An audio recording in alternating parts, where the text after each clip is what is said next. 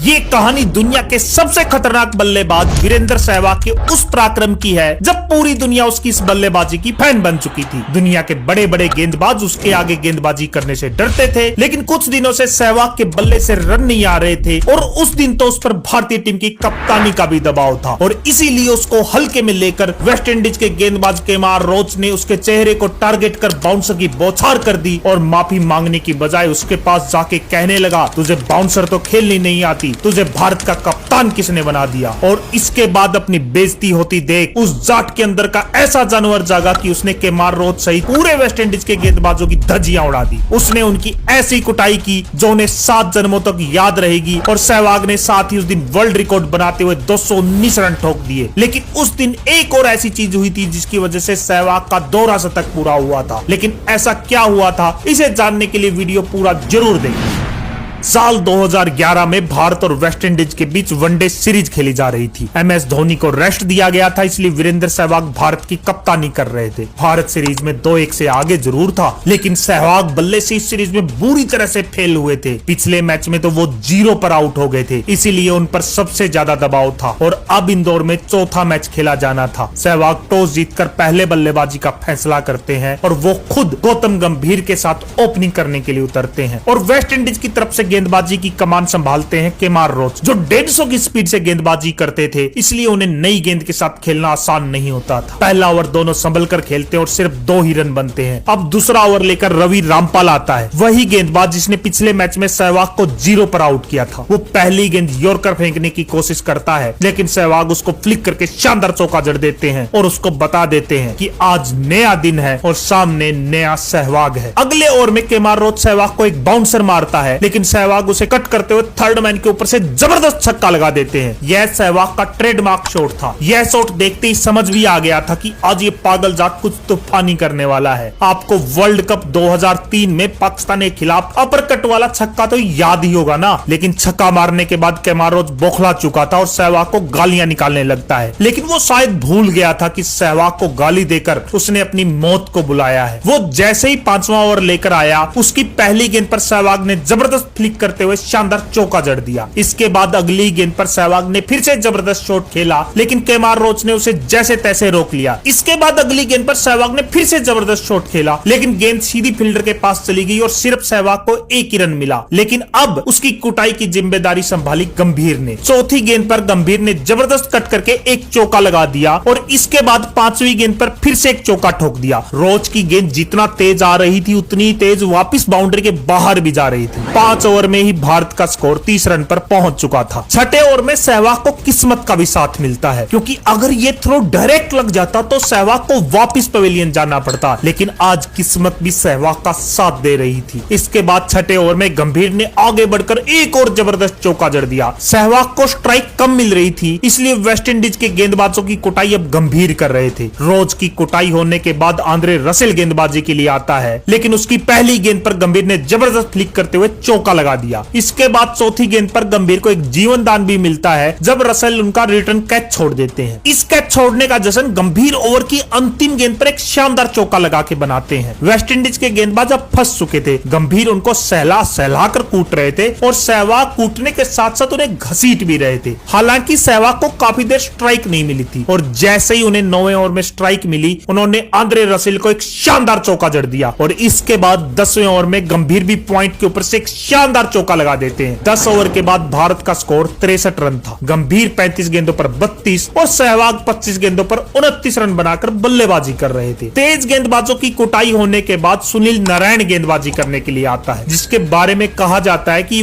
World के best off spinner है। लेकिन सामने भी वीरेंद्र सहवाग थे, जो ऑफ स्पिनर को तो गेंदबाज ही नहीं मानते थे और वो इसका नजारा पहली गेंद पर देते हैं। नारायण की पहली गेंद पर सहवाग लॉन्ग ऑन के ऊपर से जबरदस्त छक्का जड़ देते हैं और बता देते हैं सहवाग के सामने किसी स्पिनर की कोई औकात नहीं। सहवाग के छक्के देखने का मजा ही कुछ और होता था। स्टेडियम में दर्शक भी उन छक्कों को देखकर नाच रहे थे। इसके बाद गेंदबाजी में एक और परिवर्तन होता है और गेंदबाजी के लिए उनके कप्तान डैन सैमी खुद आते हैं, लेकिन सहवाग उसका स्वागत भी मिड ऑफ के ऊपर से शानदार छक्का लगा के करते हैं। सहवाग के छक्के देखकर पूरा स्टेडियम पागल हो रहा था। इसके बाद सैमी की अंतिम गेंद पर गौतम गंभीर भी एक शानदार चौका लगा देते हैं। सहवाग अब 149 के स्कोर पर बल्लेबाजी कर रहे थे और गेंदबाजी के लिए आता है सुनील नारायण। सबको लग रहा था कि सहवाग अब एक सिंगल लेकर अपनी 50 पूरी कर लेंगे क्योंकि काफी मैच से उनके रन नहीं बन रहे थे, लेकिन सहवाग अगली गेंद पर एक गगनचुंबी छक्का लगा के अपने 50 रन पूरे करते हैं। यही सहवाग की खासियत थी, उन्होंने कभी अपने रिकॉर्ड की परवाह ही नहीं की। वो अब 41 गेंदों पर 55 के स्कोर पर पहुंच चुके थे और भारत का स्कोर था 15 ओवर के बाद 108 रन। अगले ओवर में गौतम गंभीर केमार रोच को एक शानदार चौका लगा देते हैं और इसके बाद एक सिंगल लेकर गंभीर भी अपनी 50 पूरी कर लेते हैं। लेकिन आज का दिन तो सहवाग का दिन था। अगले ओवर में सहवाग आगे बढ़कर रसल को एक बेहतरीन चौका लगाते हैं। सहवाग ने रसल की इस गेंद को कुछ ऐसे खेला था जैसे वो 140 की स्पीड का फास्ट बॉलर नहीं बल्कि कोई स्पिनर गेंदबाजी कर रहा हो, और यही सहवाग की खासियत थी। वो बड़े बड़े गेंदबाजों को भी क्लब लेवल का बना देते थे। इसके बाद अगला ओवर लेकर केमार रोच आता है, वही रोच जो सहवाग को गालियां निकाल रहा था। उसकी पहली गेंद पर सहवाग एक शानदार फ्लिक करते हैं और गेंद सीधा चौके के लिए सीमा रेखा के बाहर चली जाती है। रोच अब बौखला चुका था। अगली गेंद पर वो सहवाग को एक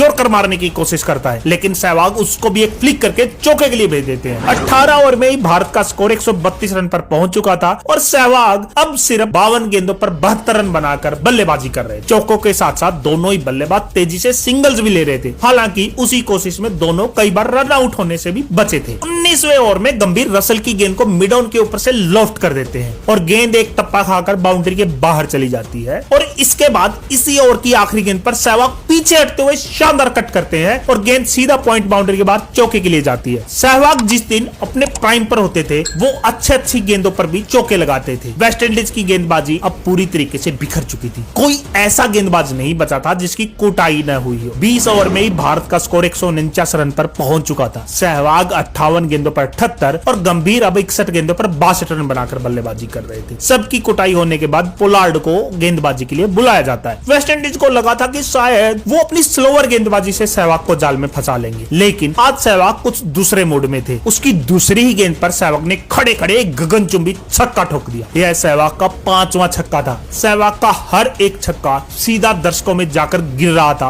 और दर्शक पूरा मजे लेते हुए उसका जश्न मनाते थे। लेकिन पोलार्ड को अभी और खुराक मिलनी बाकी थी। ओवर की अंतिम गेंद पर सहवाग उसको एक और चौका लगाते हैं। पोलार्ड की भी अब कुटाई हो चुकी थी। अब सैमुअल्स को गेंद दी जाती है और सहवाग पहली गेंद पर बल्ले का मुंह खोलते हुए गेंद को थर्ड मैन बाउंड्री के बाहर भेज देते हैं। सहवाग अब 68 गेंदों पर 97 के स्कोर पर पहुंच चुके थे। पूरा स्टेडियम खड़े होकर तालियां बजाते हुए उनके शतक का इंतजार कर रहा था क्योंकि सबको पता था सहवाग चौके या छक्के के साथ ही शतक पूरा करते हैं। और पोलार्ड की गेंद पर सहवाग ने एक शानदार हवाई कट करते हुए गेंद को सीमा रेखा के बाहर 4 रनों के लिए भेज दिया और महज 69 गेंदों पर अपना 15वां शतक पूरा कर लिया, जिसमें 10 चौके और 5 छक्के शामिल थे। कप्तान के तौर पर यह सहवाग का पहला शतक था। पूरा भारतीय ड्रेसिंग रूम और सभी मौजूद दर्शक जो स्टेडियम में थे सहवाग के शतक का जश्न मना ही रहे थे कि अगली गेंद पर सहवाग और गंभीर के बीच गलतफहमी हुई और गौतम गंभीर रन आउट हो गए। गंभीर ने आउट होने से पहले 67 गेंदों पर 67 रन की शानदार पारी खेली। गौतम गंभीर के आउट होने के बाद सुरेश रैना बल्लेबाजी के लिए आते हैं। सुरेश रैना वनडे में 4-5 नंबर पर बल्लेबाजी करते थे, लेकिन उस दिन उन्हें नंबर 3 पर भेजा गया था ताकि लेफ्ट राइट का कॉम्बिनेशन बना रहे।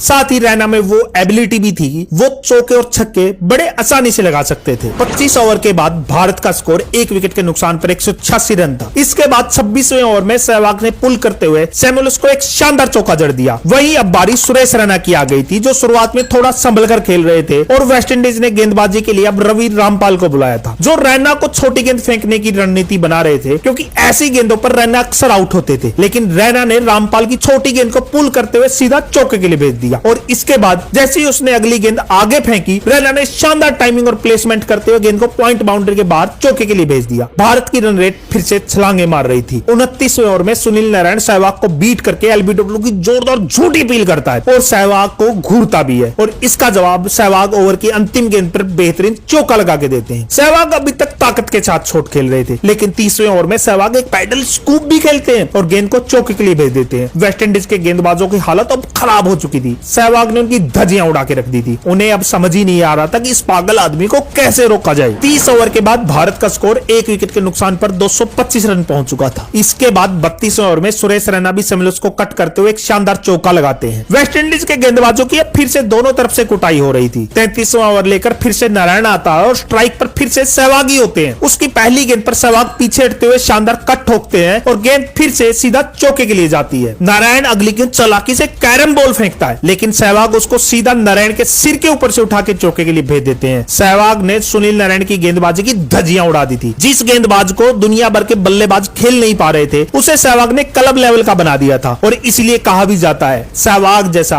आज तक कोई दूसरा पैदा नहीं हुआ। सहवाग अब 106 गेंदों पर 142 के स्कोर पर पहुंच चुके थे। इसके बाद अगले ही ओवर में सहवाग फिर से सैमुअल्स को एक चौका ठोक देते हैं और इसी के साथ भारत का स्कोर 250 रन पर पहुंच चुका था। अगले ओवर में सुरेश रैना अपना फेवरेट शॉट खेलते हैं और गेंद को मिड ऑन के ऊपर से उठा के चौके के लिए भेज देते हैं। वहीं अब सहवाग 149 के स्कोर पर स्ट्राइक पर होते हैं और वो सैमुअल्स की गेंद पर शानदार कट खेलते हैं। हालांकि बाउंड्री लाइन पर गेंद को रोक लिया जाता है, लेकिन इसी के साथ सहवाग 112 गेंदों पर अपने 150 रन भी पूरे कर लेते हैं। अभी भी मैच में 93 गेंदें बाकी थी, जिसे देखकर लग रहा था कि सहवाग आज आराम से 2 शतक पूरा कर लेंगे और सचिन का रिकॉर्ड भी तोड़ देंगे। लेकिन सहवाग कभी रिकॉर्ड के लिए नहीं खेलते थे और वो अपने ही अंदाज में बैटिंग जारी रखते थे। इसलिए अगली गेंद पर सहवाग एक शानदार ड्राइव खेलते हुए चौका लगाते हैं और इसके बाद अगली गेंद पर सहवाग एक शानदार कट खेलते हुए गेंद को फिर से चौके के लिए सीमा रेखा के बाहर भेज देते हैं। सहवाग बिना किसी रिकॉर्ड की परवाह किए हुए अपना बल्ला तलवार की तरह चला रहे थे। इसके बाद अगले ओवर में सहवाग का बल्ला फिर से तलवार की तरह चलता है और गेंद को फिर से शानदार पुल करते हुए छक्का ठोक देते हैं। वेस्ट इंडीज के गेंदबाजों को लग रहा था कि सहवाग को शॉर्ट पिच गेंदों पर फंसा लेंगे, लेकिन सहवाग का यह छक्का देखकर उन्हें समझ आ गया था कि आज ये जाट किसी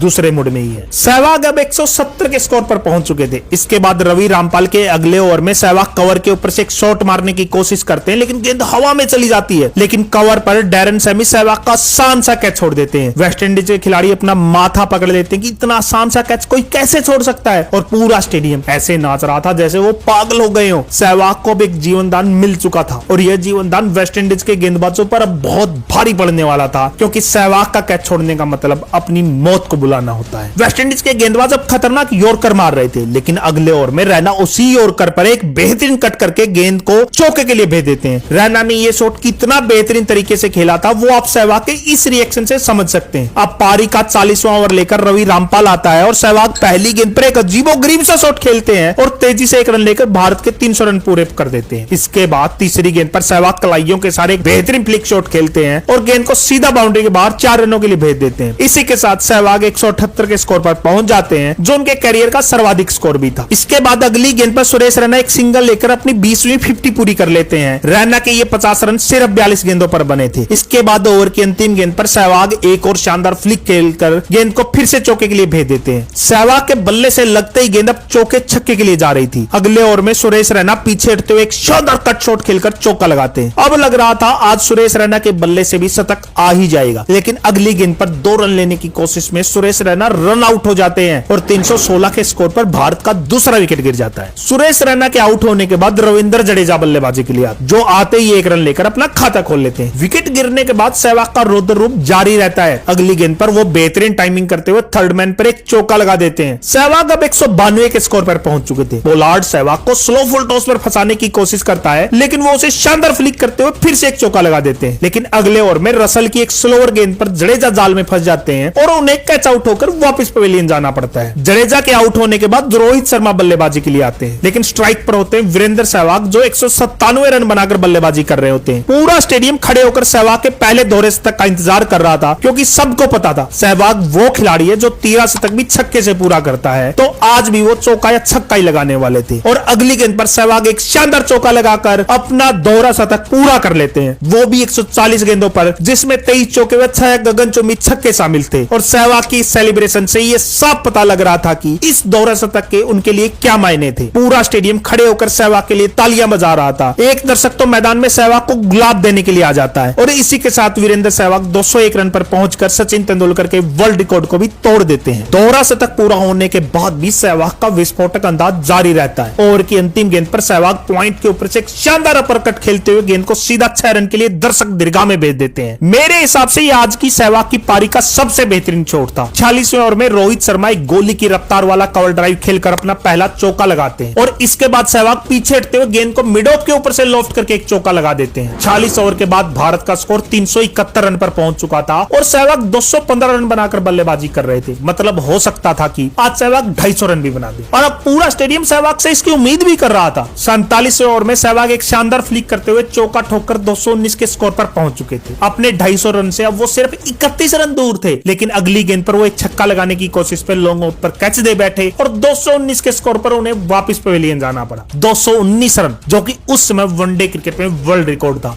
पूरे स्टेडियम में मौजूद एक एक दर्शक खड़े होकर सहवाग की शानदार पारी पर तालियां बजा रहा था। लेकिन आज सहवाग के साथ एक ऐसी चीज हुई थी जिससे सहवाग ने ठान लिया था कि दोहरा शतक तो मारना ही है। उसका पता आपको वीडियो के अंत में लगेगा। सहवाग के आउट होने के बाद विराट कोहली बल्लेबाजी के लिए आते हैं। अगले ओवर में रोहित शर्मा पीछे हटकर रोज की यॉर्कर को फुल टॉस बनाते हुए सीधा चौके के लिए भेज देते हैं और उससे अगली गेंद पर रोहित शर्मा एक और शानदार चौका लगाते हैं। लेकिन इसी ओवर की अंतिम गेंद पर केमार रोच एक जबरदस्त यॉर्कर पर रोहित को बोल्ड कर देता है और इस तरह रोहित को 16 गेंदों पर 27 रन बनाकर वापस पवेलियन जाना पड़ता है। इसके बाद पार्थिव पटेल बल्लेबाजी के लिए आते हैं। अगले ओवर में विराट कोहली पोलार्ड को एक शानदार चौका लगाते हैं और फिर एक सिंगल लेकर भारत का स्कोर 400 रन पर पहुंचा देते हैं। 50वें ओवर में विराट कोहली एक शानदार चौका लगाते हैं और इस तरह 50 ओवर की समाप्ति पर भारत का स्कोर 418 रन होता है। अपनी रफ्तार के घमंड में भरकर सहवाग को गालियां देने वाला केमार रोच 10 ओवर में 88 रन दे चुका था। अब वेस्टइंडीज को जीत के लिए 419 रन बनाने थे। लक्ष्य बहुत बड़ा था, लेकिन पिच बल्लेबाजी के लिए बहुत अच्छी थी और वेस्टइंडीज की टीम में पोलार्ड, रसल, सैमुअल्स, सिमंस जैसे घातक बल्लेबाज भी थे जो लंबे लंबे छक्के लगाते थे। और वहीं आज भारत का कोई भी प्रमुख गेंदबाज टीम में नहीं खेल रहा था। वेस्टइंडीज के लिए सिमंस और पावेल की जोड़ी मैदान में उतरती है, लेकिन इससे पहले कि यह जोड़ी मैदान पर आतंक जमाती, दूसरी ओवर में पावेल रन आउट हो गए। पावेल के आउट होने के बाद सैमुअल्स बल्लेबाजी के लिए आता है और दोनों मिलकर आक्रामक बल्लेबाजी करना शुरू कर देते हैं। 9वें ओवर में ही वेस्टइंडीज का स्कोर 59 रन पर पहुंच चुका था। सहवाग अब गेंदबाजी के लिए रविंद्र जडेजा को बुलाते हैं और जडेजा अपने पहले ही ओवर में सिमंस का विकेट लेकर वेस्टइंडीज को दूसरा झटका दे देते हैं। हालांकि अगले ओवर में सैमुअल्स मिथुन को 2 छक्के ठोक देते हैं और एंकार में भरकर सैमुअल्स भारतीय खिलाड़ियों के साथ बदतमीजी भी करने लगता है। लेकिन अगले ओवर में राहुल शर्मा उसे क्लीन बोल्ड करके करारा जवाब देते हैं और साथ ही अपना पहला इंटरनेशनल विकेट भी ले लेते हैं। इसके बाद अपने अगले ओवर में राहुल शर्मा हयात को भी बोल्ड कर देते हैं। अब बल्लेबाजी के लिए वेस्टइंडीज का सबसे खूंखार बल्लेबाज पोलार्ड मैदान में उतरता है, जो इस समय जबरदस्त फॉर्म में था। लेकिन जैसे बल्लेबाजी में आज का दिन सहवाग का था, वैसे ही गेंदबाजी में आज का दिन राहुल शर्मा का था। एक शानदार फ्लिपर पर वो पोलार्ड को भी क्लीन बोल्ड कर देते हैं और इस तरह 100 रन पर वेस्टइंडीज की आधी टीम पवेलियन जा चुकी थी। वेस्टइंडीज की हार अब तय हो चुकी थी। हालांकि दिनेश रामदीन 96 रन बनाकर थोड़ी लड़ाई जरूर लड़ता है, लेकिन वेस्टइंडीज की पूरी टीम 265 रन बनाकर आउट हो जाती है और भारत ये मैच 153 रन से जीत लेता है। भारत की तरफ से राहुल शर्मा और रविंद्र जडेजा 3-3 विकेट लेते हैं। सहवाग को उनकी शानदार पारी और कप्तानी के लिए मैन ऑफ द मैच दिया जाता है। इस मैच के कुछ सालों बाद सहवाग एक इंटरव्यू में बताते हैं कि वो दोहरे शतक का सोच भी नहीं रहे थे, लेकिन जब 170 के स्कोर पर डैरेन सैमी ने उनका कैच छोड़ा तो उन्हें लगा